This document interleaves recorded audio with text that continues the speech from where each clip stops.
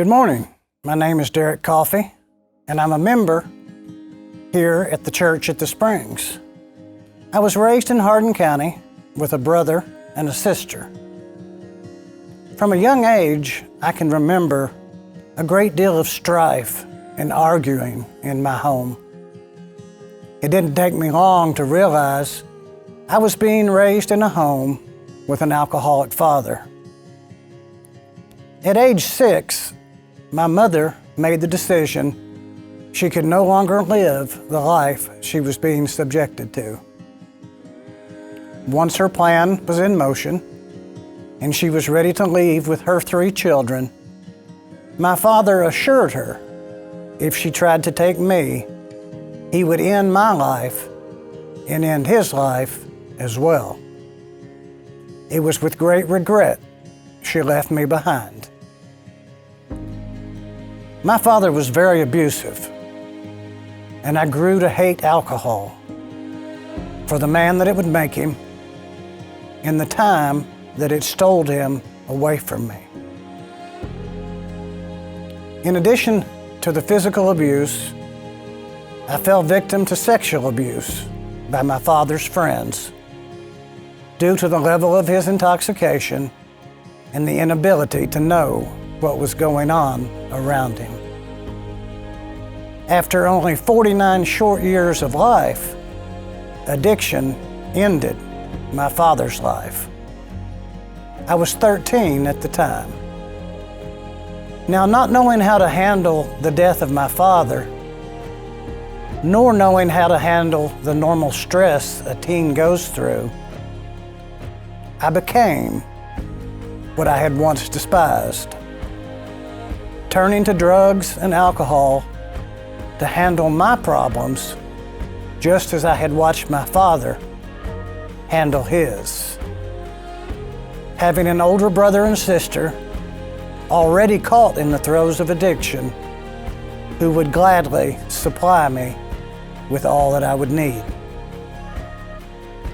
I had no clue how much I would lose, or the pain and hurt living a life of addiction would bring into my own life. By 2005, I was now married with 2 small boys. My wife Lisa was insistent that we find a home church, and we came here to the church at the Springs. That's where I heard Dennis Price give his testimony. And I saw a man with so many similarities to my own life. Within a few short weeks of attending, I could feel God pulling at my heart, unlike anything I had ever known before. Then one Sunday morning, as Lisa was getting the children ready for church, I lie in the basement, too drunk to get up and go. I could hear the sounds of my boys' small feet going across the floor. And as the door closed and the house became quiet, I began to cry. I knew there had to be a better way, and God was telling me that there is.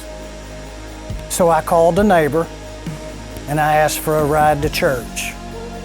Now, my plan was to wait till the service was over and ask someone for help. It just so happened that Dennis Price was preaching that morning. Although my plan was to wait, Jesus was calling me now. So just as he was to begin preaching, I walked up and said, "I'm an alcoholic and I need help." That started a lifetime of recovery and a lifetime of following the Lord. Now, although I would love to be able to say that everything was great from that moment on, that would not be the truth. The truth is, I've not only stumbled, but I've fallen through the years. But I now maintain a small group I serve where I can, and I continue with Celebrate Recovery. I focus on the Serenity Prayer, and I keep Philippians 4:13 close to my heart. I can do all things through Christ who strengthens me.